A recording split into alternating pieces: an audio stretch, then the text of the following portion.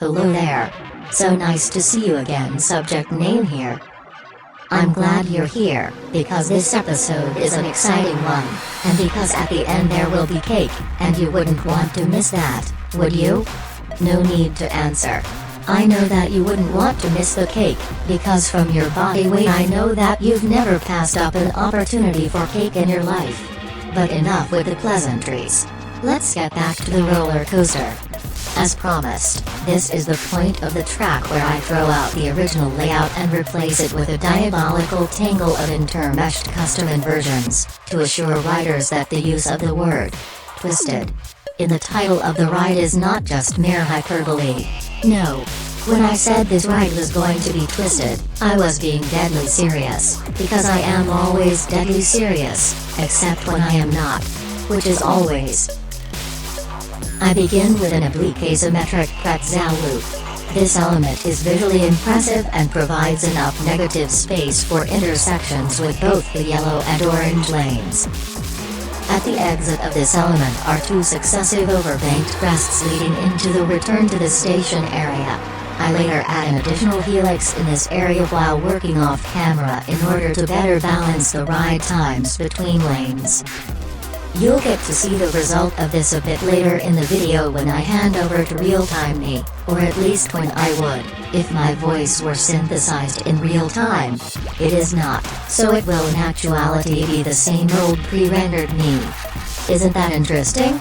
Perhaps someday you'll get to hear my real voice in real time. Perhaps. Now for the yellow and orange lanes. Both tracks thread through the center of the pretzel loop. Initially the yellow track gets an oblique boomerang loop element placed in front of the pretzel loop. Don't get too attached to this element. Whilst I do think it looks quite pretty, it blocks too much of the sight line to the red pretzel loop, and leaves little room for the inversion in the orange track. I soon go back and remove the second half of the boomerang element, and put a similar element in the orange track in its place.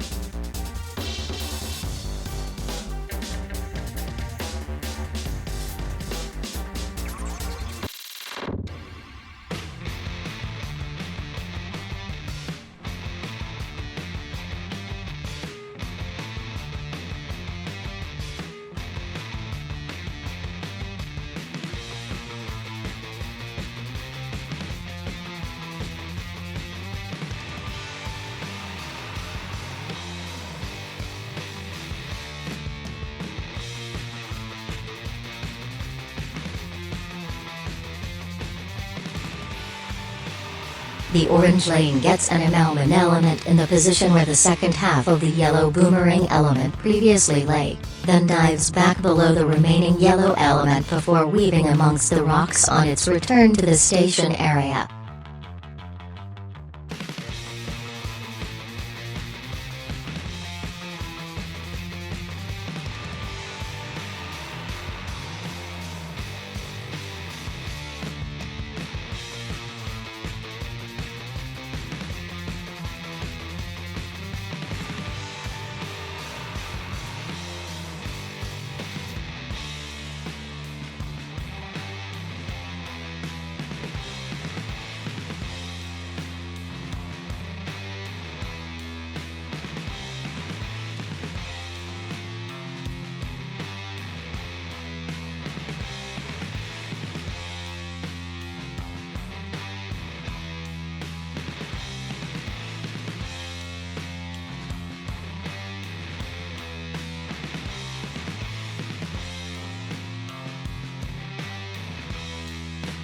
As you can see, the only slightly bent boomerang element is replaced with a bent quite a lot indeed boomerang element.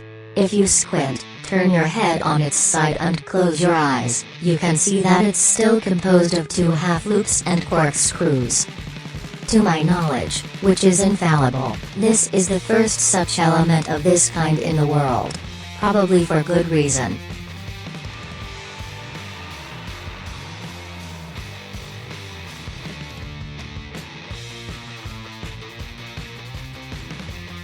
Well, I've made some more tweaks off camera to fix up the pacing and smoothness, and now here it is, in real time.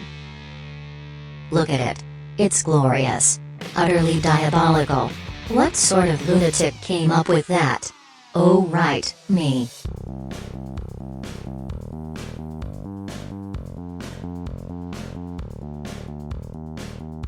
Let's watch it in action.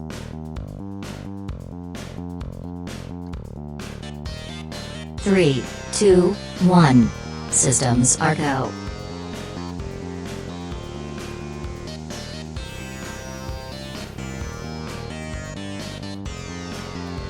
Synchronization complete. It does that every time, without any special trickery. Isn't that neat?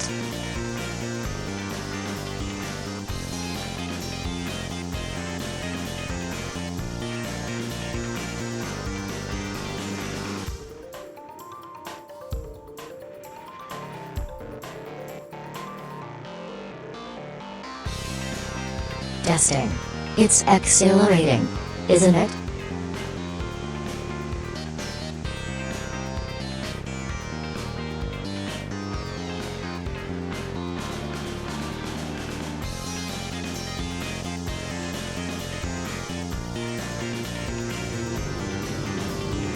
Look, a glitch in the matrix.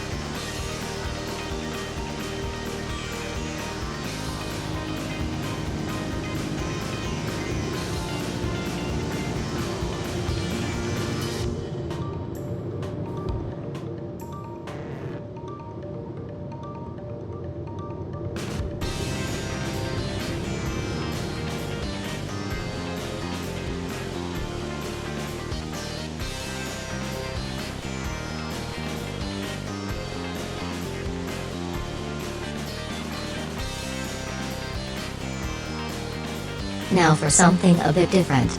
As you may have noticed, for the original Three Monkeys project I created a set of monkey scenery figures representing see no evil, hear no evil, and speak no evil, and used these as a motif throughout the park.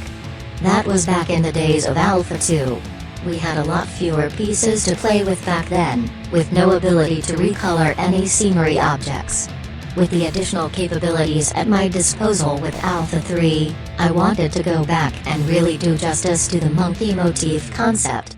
I'm going to create a set of monkey statues so creepy that you'll think that's the most disturbing thing I've ever seen made in Planet Coaster, but that's only because you haven't seen my half-robot, half-octopus Buddhist Bodhisattva animatronic. The tentacles, oh, the writhing tentacles. It makes Cthulhu look downright cuddly. But enough of that. The Three Monkeys maxim is based on some quite adult themes. In the Western world, it is generally used to describe those who deal with impropriety by turning a blind eye. I wanted the imagery of my monkey motif to be similarly mature, notwithstanding the fact that the monkey figures bear more than a passing resemblance to a Muppet, and wouldn't look out of place on Sesame Street. When the facial expressions are complete, the monkeys give the impression of being tortured and anguished from the evil which they must pretend not to have witnessed. The Three Monkeys maxim. It's pretty metal, when you think about it.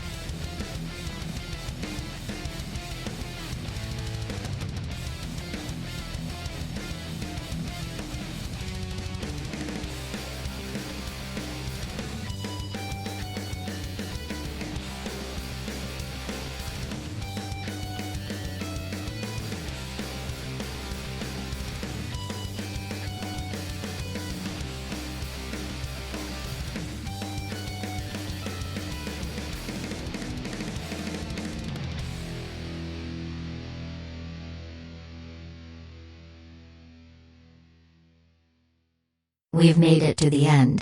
As part of the required test protocol, my previous statement suggesting that there would be cake at the conclusion of this episode was an outright fabrication. As part of the required test protocol, I will stop enhancing the truth in 3, 2, 1. Next episode you'll get to see what I plan to do with those monkeys. Don't worry, no need to call Animal Protection Services. I'll also be moving on to the station and plaza area. I hope to see you there again. Thank you to everyone for watching and to all of my subscribers. I'll make sure to spare you all come the robot apocalypse. Oops. I mean, what robot apocalypse? Failure to keep your hands and feet inside the car at all times will result in a mark of unsatisfactory being placed on your official testing record, followed by death.